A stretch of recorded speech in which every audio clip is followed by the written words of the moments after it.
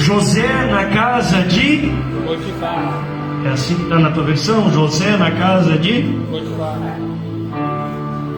E José foi levado ao Egito, e Potifar, eunuco de Faraó, capitão da guarda, varão egípcio, comprou-o da mão dos ismaelitas que o tinham levado lá. E o Senhor estava com José, e foi varão próspero, e estava na casa do seu senhor egípcio. Vendo, pois, o seu senhor que o Senhor estava com ele, e que tudo o que ele fazia o Senhor prosperava em sua mão, José achou graça aos seus olhos, e servia-o. E ele o pôs sobre a sua casa, e entregou na sua mão tudo quanto. E aconteceu que desde que o pusera sobre a sua casa e sobre tudo o que tinha, o Senhor abençoou a casa do egípcio por amor de José. E a bênção do Senhor foi sobre tudo o que tinha na casa e no glória a Deus. Pode tomar assento em nome de Jesus. A palavra do Senhor nessa noite. Muitos conhecem e até tem um episódio. José, como é que é na televisão? José do Egito. José não é do Egito. José ele foi para o Egito.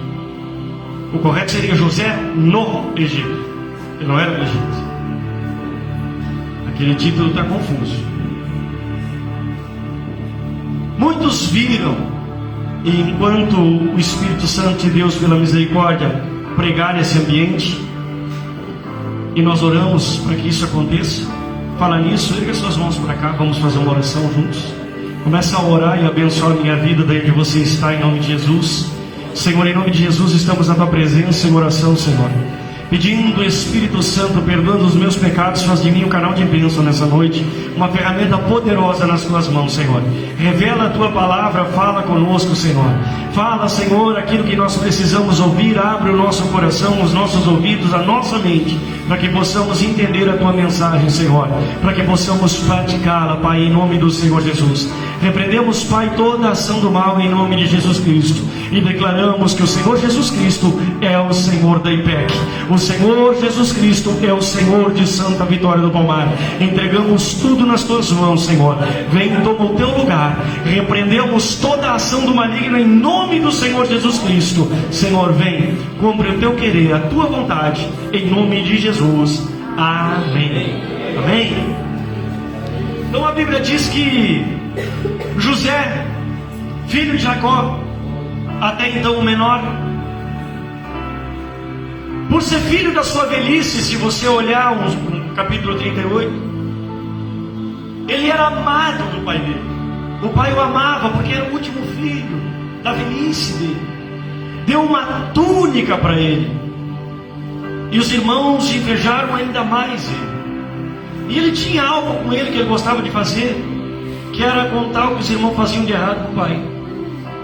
Ele ia lá e dedava os irmãos. Tudo que os irmãos faziam, ele ia lá e contava. Pai, o fulano fez isso, o ciclano fez aquilo.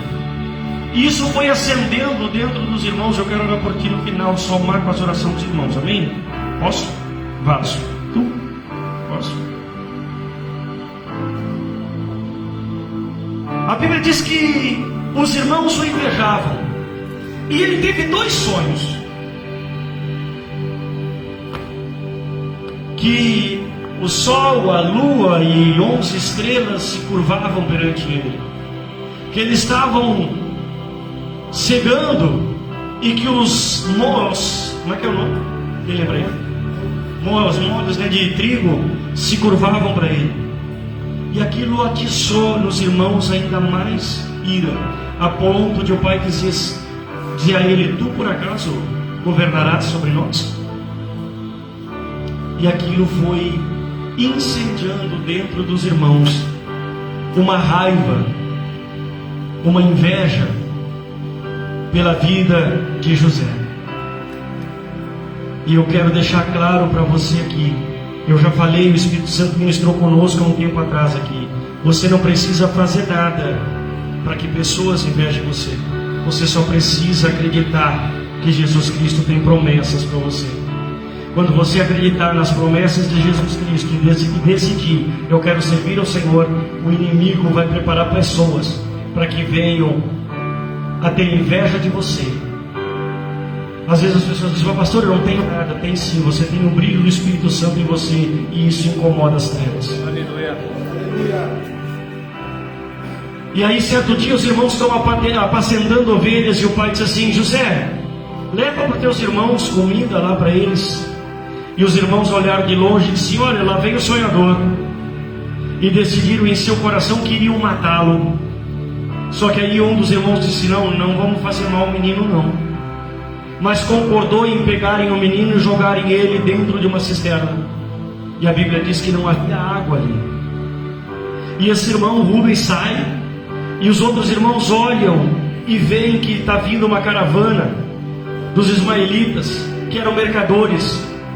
E eles então tiram José da cova e vendem José para os ismaelitas. Eu quero que você pare e pense um pouquinho.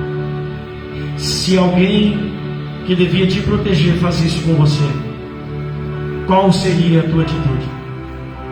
Se coloca um pouquinho no lugar de José. Quando o presbítero Moisés falava aqui e ministrava sobre o advogado te defender, o advogado ele se defende, mas ele não cumpre a pena por você.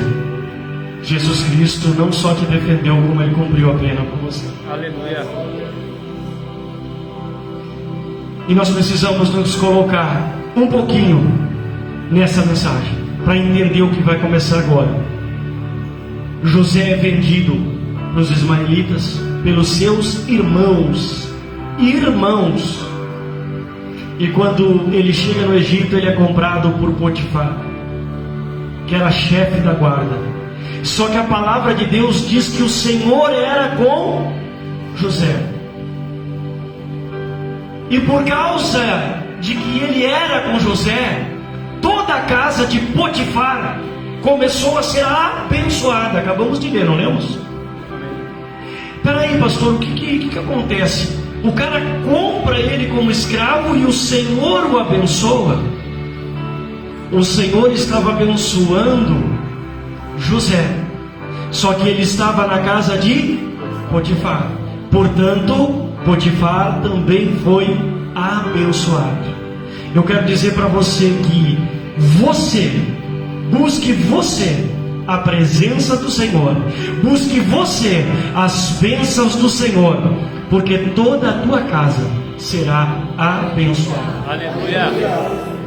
Tem empresas que fluem, que dão certo por causa do empregado que é abençoado. Um funcionário trabalha e Deus abençoa aquele funcionário. Logo, o patrão é abençoado. Então não deixe o ambiente que você está definir quem você é. Não. Você é um servo, uma serva de Deus. E Deus muitas das vezes te leva para lugares. E quando o Senhor leva pessoas para lugares, elas blasfemam contra o Senhor, elas desistem do seu chamado, elas mudam de atitude. Só que José não. A palavra do Senhor diz que José continuou crendo no Senhor e recebendo as bênçãos do Senhor. A vida de José, assim como a nossa, ela foi marcada por momentos de extrema dificuldade, como por exemplo ser vendido como escravo.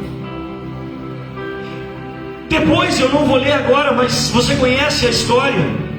Ele foi acusado injustamente pela mulher de Potifar, de que ele teria abusado dela, tentado abusar dela. E então José vai para a prisão. E a Bíblia diz que na prisão José era próspero. O carcereiro entregou a chave para ele: tu cuida de tudo aí. José continuou sendo servo de Deus dentro do presídio. Mas espera aí, pastor, ele é servo de Deus. Deus não pode permitir que um servo dele vá parar na cadeia. E Paulo e Silas, que foram parar na cadeia porque estavam pregando o evangelho, injustamente foram parar na cadeia porque libertaram uma jovem. E o Senhor diz que lá na cadeia, a palavra diz que o Senhor lá na cadeia usou a vida de Paulo e Silas. Eu quero que você entenda como igreja, aonde Deus te colocar, tu tens obrigação de gerar frutos. Deus te bota em lugares para que tu frutifiques. O que acontece? Pastor, eu tenho um chamado de Deus, e a pessoa logo pensa, o chamado de Deus é para mim estar no altar.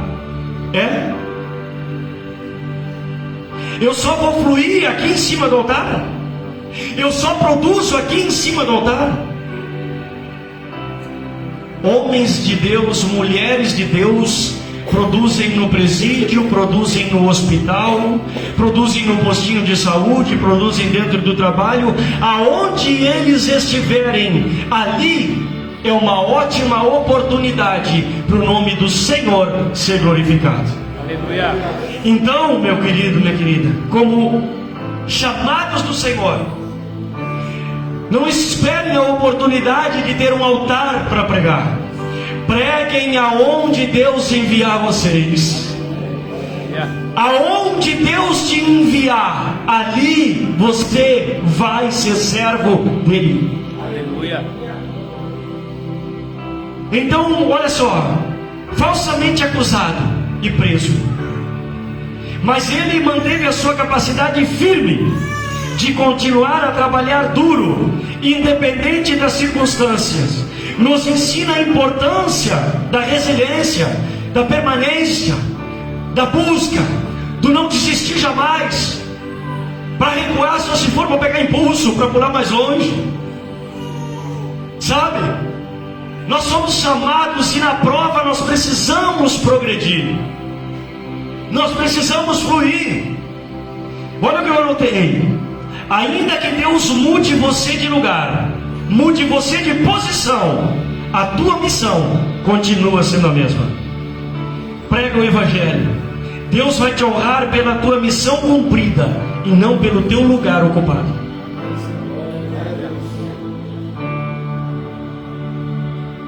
Eu vou repetir isso aqui porque Deus me deu hoje de tarde e isso falou forte no meu coração. Deus vai te honrar pela missão cumprida e não pela posição ocupada. Porque não adianta ter posição e não cumprir a missão.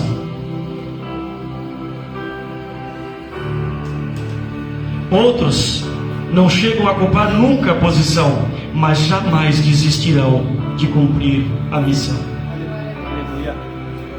Esses serão honrados. O Senhor está falando com a igreja e está falando com pessoas na internet que estão esperando que o homem dê oportunidade para subir no altar, e Deus está dizendo: estou te dando uma oportunidade lá aonde os outros não querem ir. Eu te estou dando uma oportunidade no teu trabalho e tu tem pedido para que eu te tire de lá, mas eu justamente te chamei dentro do teu trabalho para que lá dentro tu converta aquelas pessoas. Não é a tua posição que vai te dar lugar no céu, é a missão cumprida aqui na terra. Ele manteve a missão, meu irmão. Ele manteve a missão quando ele estava escravo dentro da casa de Potifar. Ele manteve a missão quando ele estava dentro do presídio. Nada pode parar você.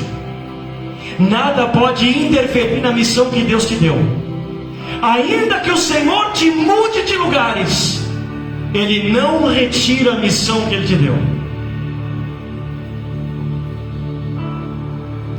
Jonas vai pregar em Nínive. Não vou. Eu vou para Tarsis. Beleza. Jonas quase morreu. A Bíblia diz que no ventre da morte Os laços da morte já tinham me abraçado, disse Jonas. Eu clamei ao Senhor e Ele me ouviu.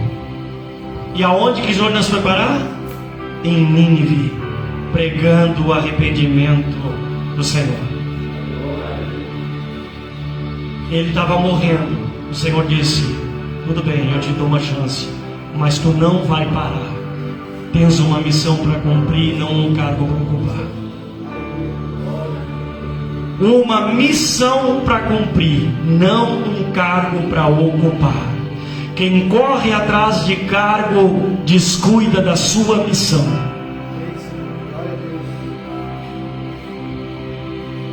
Oh Espírito Santo de Deus,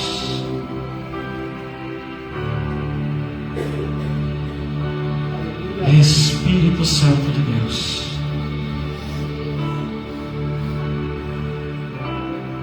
José vai parar na cadeia.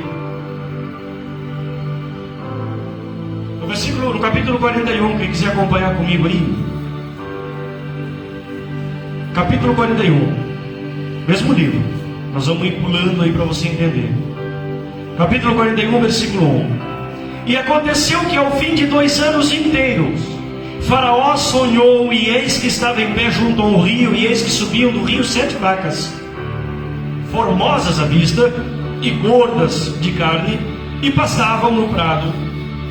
E eis que subiam do rio, após elas, outras 7 vacas, feias à vista e magras de carne, e paravam junto às outras vacas na praia do rio.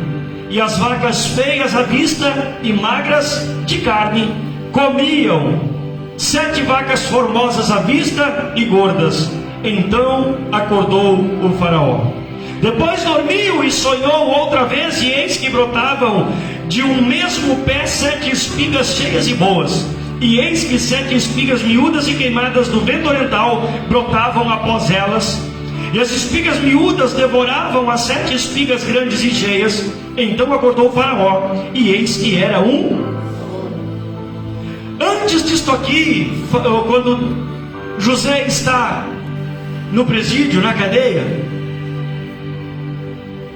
ele estava com o copeiro e com o padeiro do rei que estavam presos, que tiveram um sonho, e ele revelou o sonho. Pastor, como assim? Ele estava preso. Eu disse para você que Deus estava abençoando ele na cadeia, não disse? Os dons do Senhor estão conosco, porque são do Espírito. Então, se tu estás sendo abençoado no lugar que tu estás, Deus vai te usar naquele lugar também. Ele não vai retirar o dom porque Ele trocou você de posição. Não. O dom continua. E Ele interpreta o sonho e diz: um vai ser restituído, o outro vai ser morto. E aconteceu exatamente como Ele disse. E Ele disse ao copeiro: o padeiro foi morto, se eu não me engano, agora não quero trocar. O padeiro foi morto, o copeiro foi salvo. E ele disse para o copeiro assim: mas tu que não vais morrer, diz para o rei, fala de mim para ele lá, cara, eu não fiz nada, conta para o rei lá. E o copeiro esqueceu de falar. 2 anos se passaram, e o rei tem esse maravilhoso sonho, que umas vacas gordas, cheias de carne, estão pastando. Aí vem 7 vacas feias, magras, e devoram as vacas gordas. Alguém já viu vaca carnívora aí? É um sonho muito esquisito. 7 espigas de milho cheias, bem granadas. Depois 7 miúdas, mirradas do vento oriental, devoram as 7 espigas de milho gordas. Que sonho esquisito, meu Deus do céu. Milho tem dente, mas daí ao morder, a gente diz dente de milho, não é dente de milho. Um sonho muito esquisito. Interpreta isso como? E aí falam para ele: ó, tem um cara lá na cadeia, José, lembra dele? Pois é, ele interpretou nossos sonhos aí e deu certinho. Meu parceiro lá foi morto e eu estou aqui falando contigo, rei. Chama ele para ele revelar. E a Bíblia diz que então José fala com o Faraó e diz exatamente o que vai acontecer. Senhor, virão 7 anos de fartura, Virão 7 anos de abundância, depois virão 7 anos de seca. Mas o Senhor tem que prover alguém sábio o suficiente para que armazene no tempo da fartura, para que quando chegar o tempo de escassez esteja tudo bem. E aí é uma missão para nós. Eu falei, né? O Santo falou aqui há um tempo atrás essa mesma mensagem, e agora traz na minha mente para lembrar pessoas aqui e outras para ficarem sabendo que quando Deus nos dá a fartura, não é para nós gastar. Porque aqui na palavra você vai ler depois e vai ver que sobejou, foram 7 anos que superabundou a colheita. Eles colheram o suficiente e ainda sobrou. E José fez o quê? Tudo que sobrou, guarda. Tudo que sobrou, guarda. O que a maioria de nós faz? Paguei todas as minhas contas, sobrou dinheiro.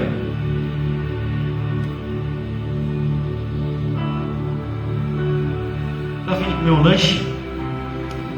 Estou com 50 pila no rosto aqui que sobrou. Ou então sobrou um pouco mais. O que tu acha? Vamos aumentar a casa para lá? Vamos trocar de carro? A gente comprou faz um mês, mas já está velho. Vamos comprar outro? Gasta todo o dinheiro. Aí quando chega o dia da escassez, ai Deus, olha o que o Senhor fez comigo. Não tivesse sabedoria para cuidar quando Ele te deu em abundância. Aí a Bíblia diz que o faraó diz assim: peraí, quem poderia ser melhor que esse cara aqui? Vamos ler? Aleluia. No mesmo capítulo 41, vai até o versículo 38. Aleluia. Versículo 38. E disse Faraó a seus servos: acharíamos um varão como este, em que haja o Espírito de Deus. Em que haja o Espírito de Deus. Depois disse Faraó a José: pois que Deus te fez saber tudo isto, ninguém é tão inteligente e sábio como tu. Tu estarás sobre a minha casa, e por tua boca se governará todo o meu povo. Somente no trono eu serei maior que tu. Disse mais Faraó a José: vês aqui, te tenho posto sobre toda a terra do Egito. E tirou o Faraó o anel da sua mão e pôs na mão de José, e o fez vestir de vestes de linho fino, e pôs um colar de ouro no seu pescoço. Olha aí,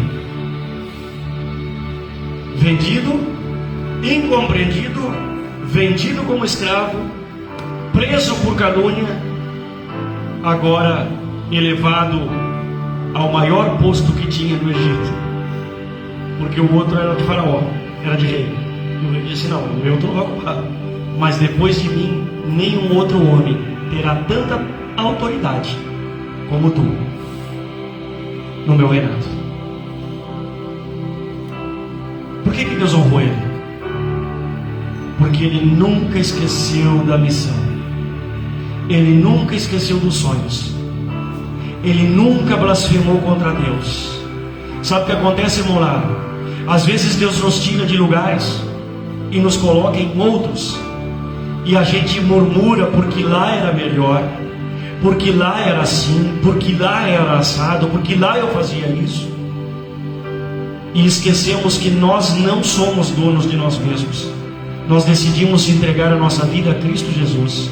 Portanto, já não vivo mais eu, mas Cristo vive em mim.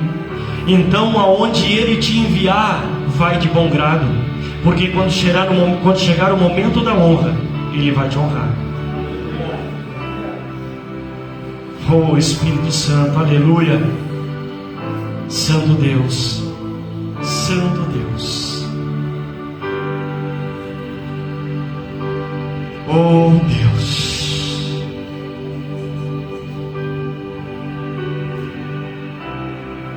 Ora, ora, ora, ora.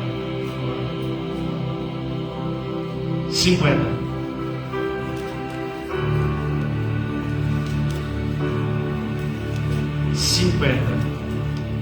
Capítulo 50, no mesmo livro.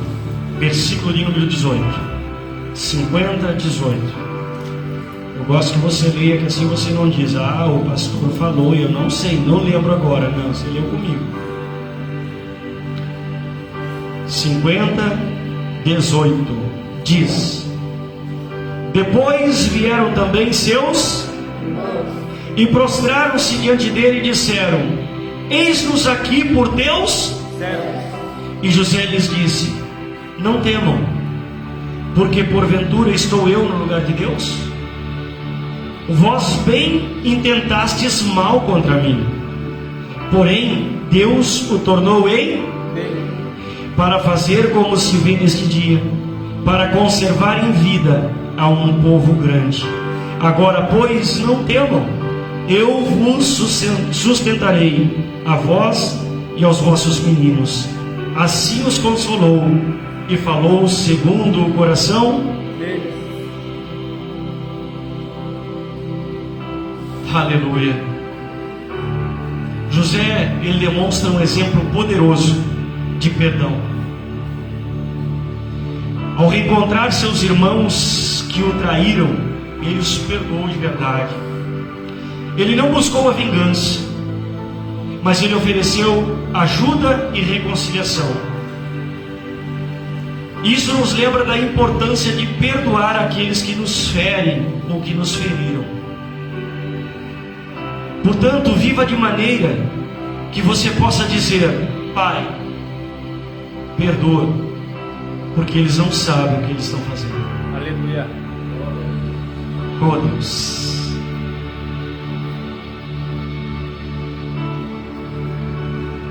Se vocês têm dificuldade de perdoar,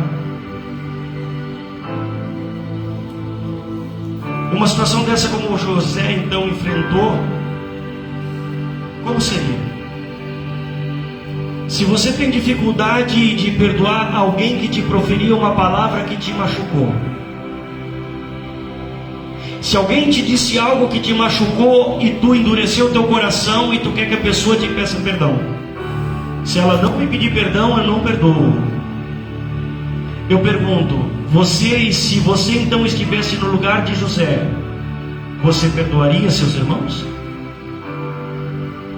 Se numa simples palavra, dita em uma hora errada, dita de uma maneira errada, dita em um momento de ira, eleva o teu coração a um nível que tu não consegue perdoar, então tem algo errado. E eu temo que a sua salvação esteja muito comprometida. Por quê, pastor? Porque vai chegar o dia que nós vamos estar diante do Senhor e nós vamos dizer: Senhor, nos perdoa, porque todos nós teremos muitos motivos para pedir perdão a Ele.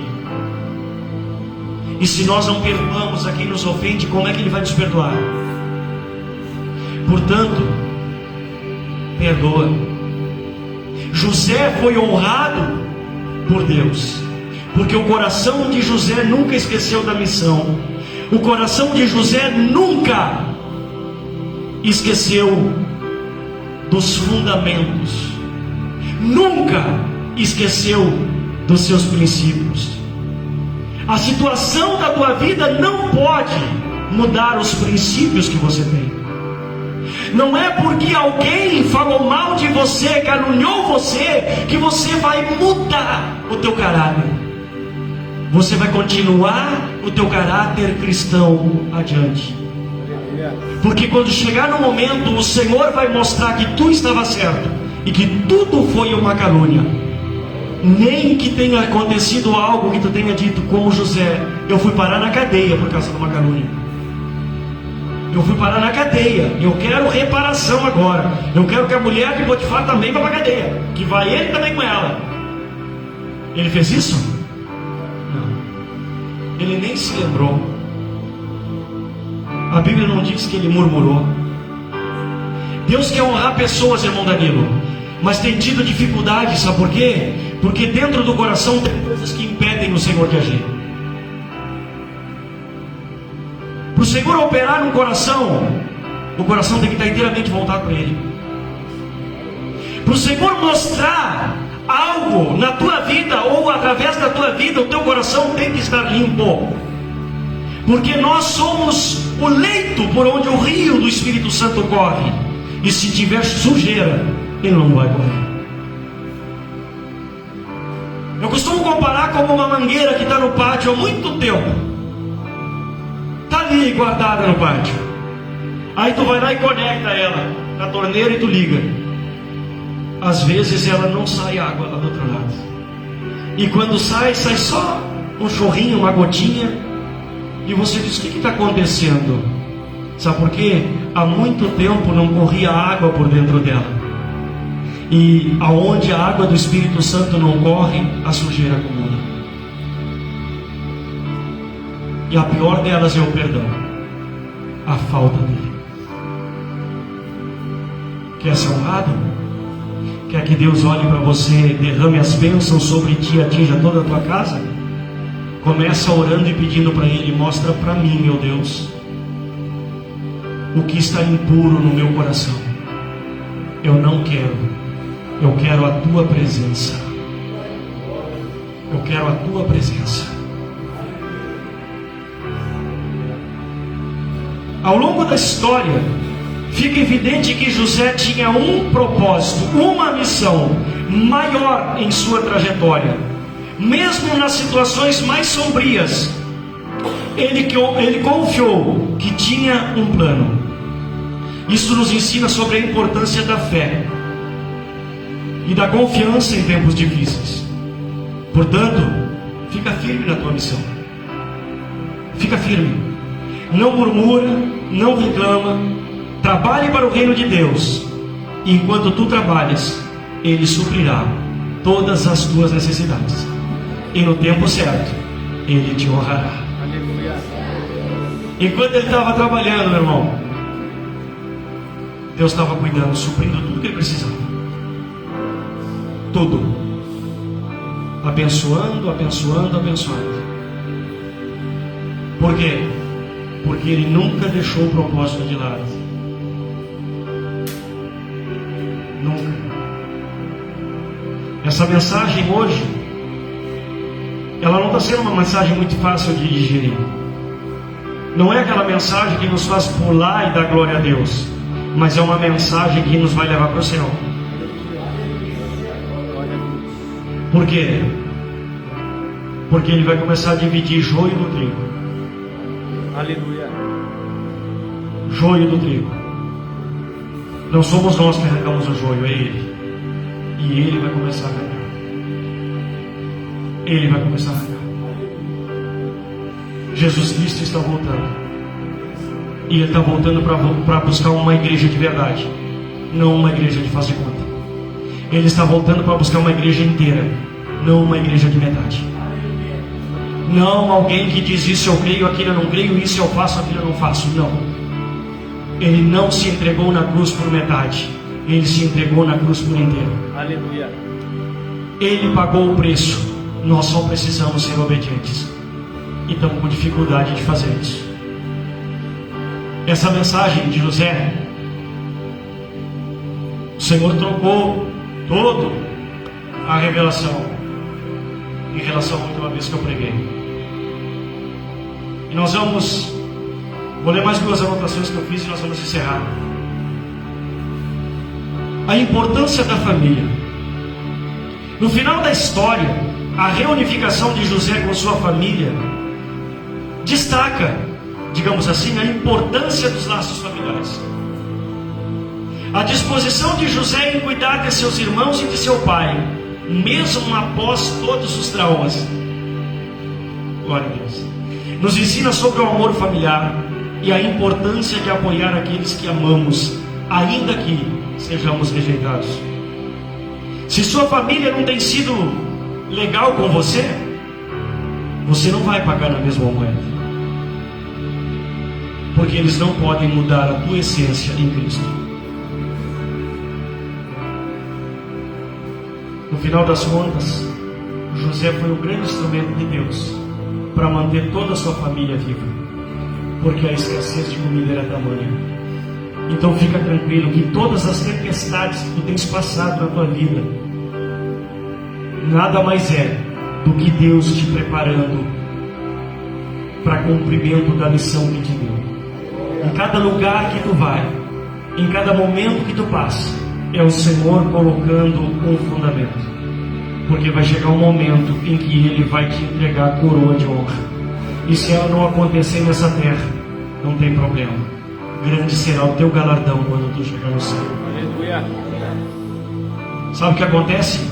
Tem pessoas que querem trabalhar para o homem. Tem pessoas que querem trabalhar para serem vistos pela igreja. E esquece que a igreja não salva. Eu vejo muitas pessoas que quando dão algo fazem assim, ó. Hoje nós doamos tal coisa. Falta um pouquinho de Bíblia, né? Porque o que uma mão faz, a outra não precisa saber. O que eu fizer no culto, dentro da casa de alguém, quando eu pregar o Evangelho, quando eu levar uma palavra, o pastor não precisa saber, a igreja não precisa saber. Quem precisa saber está sabendo que é Cristo Jesus. Aleluia. O galardão quem vai dar para nós é Ele, não somos nós uns para os outros. Então não te preocupa onde Deus tem te levado. A tua missão é diferente da tua posição. Um dia poderás ou não ocupar uma posição de destaque perante os homens. Mas ainda que tu não tenhas uma posição de destaque perante os homens, se tu cumprires a missão de Deus nessa terra, tu terás uma grande posição de destaque perante o Deus dos céus. O José teve a habilidade de ver além dos problemas imediatos e focar no que poderia ser feito para o futuro. Quando ele decidiu, peraí, o que eu posso fazer com os 7 anos de escassez? O problema da igreja hoje é: eu quero resolver o meu problema agora. Não, eu quero me preparar para o futuro. O que eu posso fazer mais adiante? Porque agora, às vezes foge do meu controle mudar, mas eu posso preparar o meu caminho para quando eu chegar mais lá na frente.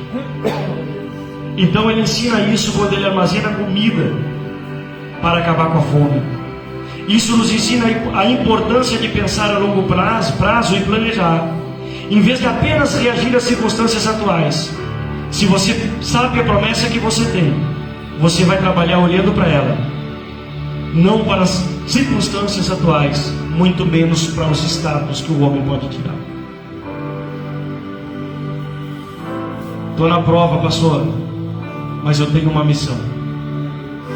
Sabe quando foi que Pedro afundou? Quando ele parou de olhar para Jesus e olhou para a situação. Enquanto ele estava olhando para o destino que ele tinha, Jesus disse: venha até mim, eu tenho destino de ir até lá, então eu vou até lá, olhando para onde eu estou indo. O problema foi que ele saiu caminhando, e daqui a pouco ele começou a olhar para a situação, e a situação dizia que estava horrível, e ele teve medo e afundou. A tua situação pode estar horrível hoje. Olha para onde tu estás indo. Para de olhar ao redor. Olha para a missão que tu tem para cumprir.